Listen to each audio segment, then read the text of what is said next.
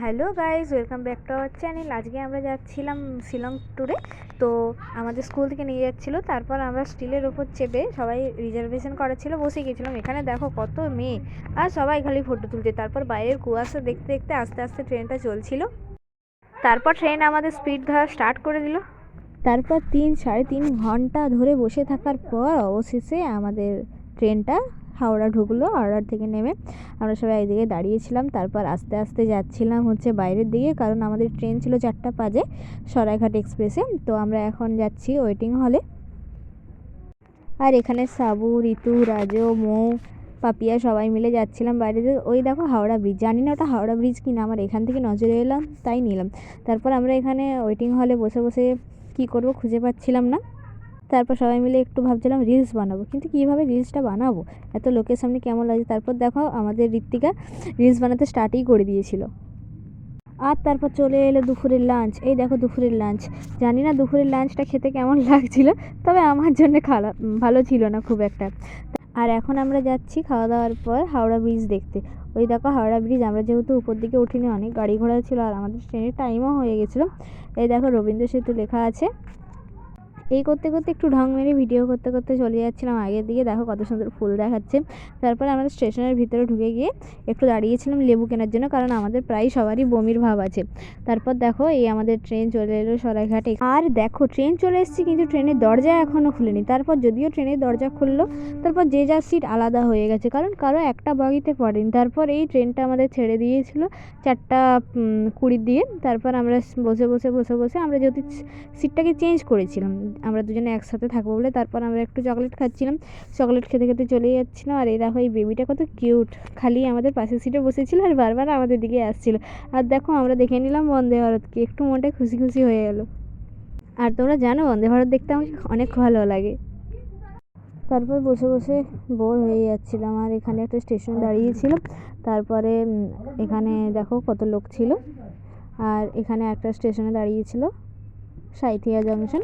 তখন থেকে ছেড়ে দেওয়ার পরে আমাদেরকে দিয়ে দিয়েছিল বিরিয়ানি খাওয়ার পর শুতে যাব। তখন দেখছি ফারাক্কা ব্যারেজ পড়ছে, তো ওটারও একটু ভিডিও ক্যাপচার করছিলাম। সত্যি বলতে ফারাক্কা ব্যারেজ দেখতে খুব সুন্দরই লাগছিল, আর বেশ লাইট পড়ছিল রাতের অন্ধকারের মধ্যে, তো সত্যি দারুণ দেখতে লাগছিল। সত্যি বলতে এটা ছিল আমার ফার্স্ট জার্নি এত দূরে, তো ভালোই লাগছিল। তারপরে এটাও ফারাক্কা ব্যারেজেই ছিল। তো ওই নদীটা দেখতে দেখতে আমরা আগের দিকে এগোচ্ছিলাম। তারপর দেখো আমাদের এই অবস্থা, আমরা দুজন যেহেতু একসাথেই শুয়েছিলাম একটা সিটের মধ্যে, মানে আমাদের রাতে যা অসুবিধে হয়েছিল না, মানে অর্ধেক রাত মনে হয় না জেগেই ঘুমিয়েছি। আর তারপর দেখো অনেক লোকেই ছিল, প্রায় সব লোকেই ঘুমোচ্ছিল, লাইটও অন্ধকার হয়ে গেছিলো। তারপর আমি বাথরুম গেছিলাম, ওটা ছিল ভোরবেলায়। তারপর ব্রাশ ট্রাশ করে আর দেখো সকাল হয়ে গেছে, আমরা বেরিয়ে পড়েছি। তারপরে আগের দিকে এগোচ্ছিল, প্রায় সামনাসামনিই ছিল গুয়াহাটির কাছাকাছি এই সিনারিটা। আর এত সুন্দর সিনারি দেখতে কার না ভালো লাগে বলো, পেলে তো সবাই দেখবে তাই না। তারপর যেহেতু আমরা একটু পরে নামবো, তাই আমাদেরকে দিয়ে দিয়েছিল ব্রেকফাস্ট খাওয়ার পরে আরও কিছুক্ষণ বসেই ছিলাম যে কখন নামবো। তারপরে এই দেখো কামাখ্যা জংশন আমরা পেরিয়ে যাচ্ছি, ছেড়েও দিয়েছে ট্রেন। আমরা আসবো কামাখ্যা জংশনও আসবো, কামাখ্যা মায়ের মন্দির দর্শন করতে, তো সেটা দেখাবো তোমাদেরকেও। আর দেখো এখানে কত সুন্দর পাহাড়ের ওপরে বাড়ি দেখা যাচ্ছে, দারুণ দেখতে লাগছিলো। তারপরে আমরা ফাইনালি গুয়াহাটিতে পৌঁছে যাই। আর পৌঁছে যাওয়ার পর আমরা এখান থেকে বাসে করে যাব। আর এই হলো সেই সরাইঘাট এক্সপ্রেস, যেটাতে করে আমরা এতক্ষণ এলাম। এই দেখো আমাদের এই টুরিস্টের যে বাসগুলো, সেগুলোর মধ্যে দিয়ে এবার আমরা যাব। আর লাগেজ তুলে দিয়েছি, এরপর আমরা উঠছি বাসে ওঠার পরে তারপরে আমি আমার সিটটা খুঁজে নিয়েছিলাম। তারপর আমি আর শ্রাবণী একসাথে বসেও গিয়েছিলাম।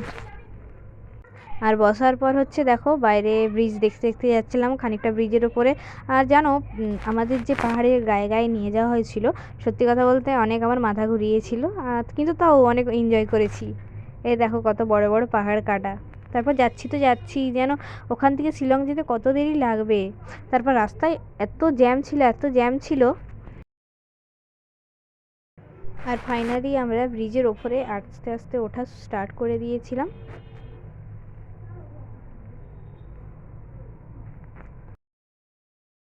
বাসের ভেতরে যারা ছিলাম এত জার্নি করার পর তারাও ঘুমিয়ে পড়েছিল, আর আমরাও ভাবছিলাম ঘুমাবো ঘুমাবো, কিন্তু যা গোল গোল গোল গোল ঘুরছে না, কীভাবে ঘুমাবো বুঝতেই পারছিলাম না।